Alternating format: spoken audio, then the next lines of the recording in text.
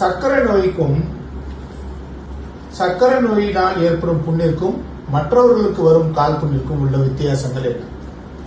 இப்போ ஒரு காலில் ஒருத்தருக்கு அடிபட்டுருச்சு, இல்லை ஏதோ ஒரு வெயிட்டுக்கு மேலே விழுந்துருச்சு, அப்போ காலில் புண்ணு வந்துடுது இல்லையா? அந்த புண்ணுக்கும் சர்க்கரை நோயினால வர்ற புண்ணுக்கும் நீங்கள் இப்போ காலில் ஒருத்தருக்கு ஒரு வெயிட் விழுந்து காயம் ஆயிடுது, இல்லை ஏதாவது கீழே விழுந்து காயம் ஆயிடுது, ஆக்சிடென்ட்னால காயம் ஆயிடுது, அந்த மாதிரி வர்ற கால் புண்ணுக்கும் சர்க்கரை நோய் உள்ளவங்களுக்கு வர்ற கால் புண்ணுக்கும் என்ன வித்தியாசம்? அப்படி என்ன வித்தியாசம்னா கண்டிப்பா நிறைய வித்தியாசங்கள் இருக்கு. அதனாலதான் சர்க்கரை புண்ணை குணப்படுத்துறதுக்கு ரொம்ப நாளாகுது, நிறைய செலவாகுது, நிறைய பிரச்சனைகளை இந்த சர்க்கரை நோயாளிகளுக்கு உண்டு பண்ணுது. என்ன டிஃபரன்ஸ் அப்படின்னு பார்க்க போறோம், என்ன வித்தியாசம் அப்படின்னு பார்க்க போறோம். ரொம்ப முக்கியமா சர்க்கரை நோயில நரம்புகள் பாதிக்கப்படுகின்றன. நரம்புகள் தான் பாதிக்கப்படுது. ஏன் காலை மட்டும் பாதிக்குது? கையோ இல்ல முகமோ இல்ல உடம்போட மற்ற பாகமோ பாதிக்காம ஏன் கால் பாதங்கள் மட்டும் பாதிக்கப்படுது அப்படின்னு பார்க்கணும். கால் சர்க்கரை நோய் நீண்ட நாள் சர்க்கரை நோய் ஒரு 6-7 வருஷம், ஒரு 6 to 7 வருஷம் ஆனதுக்கு அப்புறம் என்ன ஆகுதுன்னா கால் நரம்புகள் பாதிக்கப்படுது. நரம்புகள் பாதிக்கப்படுறதுனால என்ன நடக்கும்? நரம்புனா உங்களுக்கு தொடு உணர்ச்சி, நம்ம கையில யாராவது தொட்டாங்கன்னா யாரோ நம்மளை தொடுறாங்க அப்படிங்கிறது இந்த நரம்பு மூலமா தான் மூளைக்கு போகுது. அதே மாதிரி ஒவ்வொரு சதையும் இயங்குறதுக்கு நரம்பு வேணும். மூளையில இருந்து மூளை ஒவ்வொரு சதையும் இயக்குறது நரம்புகள் மூலமாக தான் இயக்குது. இங்க கீழே தொட்டாலோ தொடு உணர்ச்சி இருக்கு இல்லையா, தொடு உணர்ச்சி, அதிர்வு உணர்ச்சி, குளிர்ந்தா அந்த உணர்ச்சி, சுட்டா அந்த உணர்ச்சி, வலி, இவை அனைத்துமே நரம்பு மூலமா தான் மூளைக்கு போகுது. ஸோ ஏன் கால்கள் அதிகமா பாதிக்கப்படுது? மற்ற உறுப்புகளை காட்டிலும் கால் நரம்பு மட்டும் ஏன் அதிகமா படுதுன்னா, சர்க்கரை நோயில மெயினா நீண்ட நரம்புகள் தான் ஃபர்ஸ்ட் பாதிக்கப்படும். ரொம்ப நீளமா இருக்கிற நரம்பு. இப்போ ரொம்ப நீளமா இருக்கிற நரம்புன்னா எடுத்துங்க, இப்போ கைக்கு வர்ற நரம்பு எடுத்துக்கிட்டீங்கன்னா கழுத்துல ஆரம்பிச்சு கைக்கு வருது. ஆனா காலுக்கு வர்ற நரம்புகள் இடுப்புல ஆரம்பிச்சு கால் வழியா தொடை, கணுக்கால், முட்டி இது வழியா போய் காலுக்கு போகுது இல்லையா, கால் பாதத்துக்கு. ஸோ லென்த்தி, ரொம்ப நீளமான நரம்பு. இந்த நீளமான நரம்புகள் தான் சர்க்கரை நோயில அதிகமா பாதிக்கப்படும், முதலில் பாதிக்கப்படும். அப்போ நீளமான நரம்பு நம்ம உடம்புல எங்க இருக்கு? காலில் தானே இருக்கு. ஸோ காலில் இருக்க நரம்புகள் பாதிக்கப்படுகின்றன. ஃபர்ஸ்ட் என்ன தெரியும் சார்? என்ன தெரியும் அப்படின்னா, அப்ப தொடு உணர்ச்சியும் அதிர்வை உணரக்கூடிய, அதிர்வுனா ஒரு மிஷின் மேல கையை வச்சோம்னா அந்த அதிர்வு ஃபீல் பண்றோம் இல்லையா, அந்த அதிர்வு உணரக்கூடிய நரம்புகள் தான் ஃபர்ஸ்ட் பாதிக்கப்படும். ஃபர்ஸ்ட் பாதிக்கப்படுறது அந்த 2 நரம்புகள் தான். ஸோ உடல்ல நீண்ட நரம்புகள் தான் அதிகமா பாதிக்கப்படுகின்றன.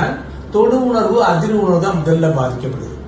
இது 3 பாதிக்கப்படுறப்ப என்ன பிரச்சனை நடக்குது பாருங்க. இந்த 3 பேரும் சேர்ந்துதான் கால் புண்ணை உண்டாக்குறாங்க. ஃபர்ஸ்ட் ரொம்ப முக்கியம் என்னன்னா, சர்க்கரை நோய் கட்டுக்குள் இல்லாமல் ரொம்ப நாளைக்கு இருக்கணும். கிட்டத்தட்ட ஒரு 7-8 வருஷம் கண்ட்ரோல்லே இல்லை அப்படின்னா தான் புண்ணு வரும். நேத்தான் சார் சர்க்கரை வியாதி கண்டுபிடிச்சிருக்காங்க சார், எனக்கு புண்ணு இன்னைக்கு ஆறாதானா, ரொம்ப ஷார்ட் பீரியட்ல கால் நரம்புகள்லாம் கெட்டு போகாது. ரொம்ப குறுகிய காலத்துல, ரொம்ப நீண்டமா கிட்டத்தட்ட உங்களுக்கு ஒரு 6-7 வருஷம் சர்க்கரை, அதுவும் கண்ட்ரோல் இல்லாம இருக்கணும். கண்ட்ரோல்ல இருக்கிறவங்களுக்கு சர்க்கரையினால காலில் புண்ணு வர்றதுக்கான வாய்ப்புகள் மிக கம்மி. ரொம்ப முக்கியமா இந்த 3 பிரச்சனையும் ஒன்னா சேர்த்துறாங்க. ஃபர்ஸ்ட் ஒவ்வொன்னா பார்க்கலாம். நரம்பு பாதிப்பு நான் சொல்லிட்டேன். நரம்பு, நீண்டமான நரம்புகள் பாதிக்கப்படுகின்றன. அதுல ஃபர்ஸ்ட் தொடு உணர்வு, அதிர்வு உணர்வு தான் அதிகமா ஃபர்ஸ்ட் போயிடுது. அதிர்வுனா என்னன்னு ஃபர்ஸ்ட் என்ன நடக்கும்னா, நடந்தா பஞ்சு மேல நடக்கிற மாதிரி இருக்கும். தரையில நடக்கிறது தெரியாது, மெத்துன்னு இருக்கும். அது தொட்டா தெரியாது. இதுக்குன்னு ஒரு டெஸ்ட் ஒன்று இருக்கு, மோனோஃபிலமெண்ட் டெஸ்ட். அதுல சும்மா அப்படி தொட்டு பார்ப்பாங்க, தொட்டா தொடு உணர்ச்சியே தெரியாது. இது 2 தான் ஃபர்ஸ்ட் ஆரம்பிக்கும். சர்க்கரை நோயினால கால் பாதிப்புல எது ஃபர்ஸ்ட் ஆரம்பிக்கும், இது 2 தான் ஃபர்ஸ்ட் ஆரம்பிக்கும். இந்த நரம்பு கெட்டு போறதுனால அடுத்து நரம்பு பாதிச்சிருச்சு, அடுத்து ரத்த ஓட்டம் குறைவு. இந்த 2 பேர் சாதாரணமா ஏற்படுற புண்ணுல இருக்காது. இப்ப ரோட்ல ஒருத்தர் போயிட்டு இருக்காரு, ஒரு சின்ன ஆக்சிடென்ட் ஆயிடுச்சு, காலில் காயத்தோட வர்றாருன்னா அவருக்கு ரத்த ஓட்டம் நல்லா இருக்கும், நரம்பு எதுவும் பாதிச்சிருக்காது. அதனால அந்த புண்ணு சீக்கிரம் ஆறிடும். ஆனா சர்க்கரை நோயாளிக்கு வர்ற புண்ணுல இந்த 2 பிரச்சனையும் வந்திருக்கு. ஒன்னு நரம்பு பாதிப்பு, நியூரோபத்தின்னு சொல்லுவாங்க. இந்த பக்கம் ரத்த ஓட்டம் குறைவு, வாஸ்குலோபதி, அதாவது ரத்த ஓட்டம் கம்மியா இருக்கு. இதுல என்ன ஏன் சார் சர்க்கரை நோயாளிக்கு வருது அப்படின்னா, நீண்ட நாள் கண்ட்ரோல்ல இல்லாத சர்க்கரை நோய்.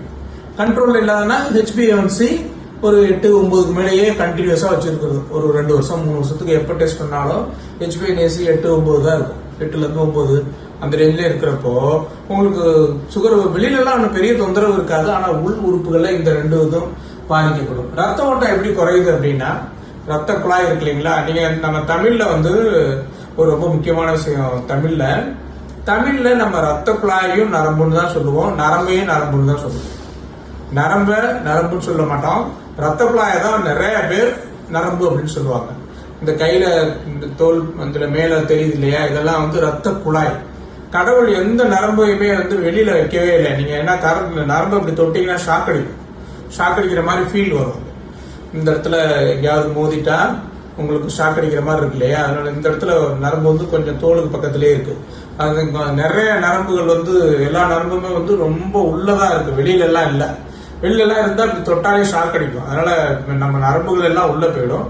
நீங்க வெளியில பாக்குறது ரத்த குழாய். இதைத்தான் நீங்க எல்லாரும் நரம்புன்னு சொல்லிட்டு இருப்பாங்க. இது நரம்பு இல்ல, இது ரத்த குழாய்.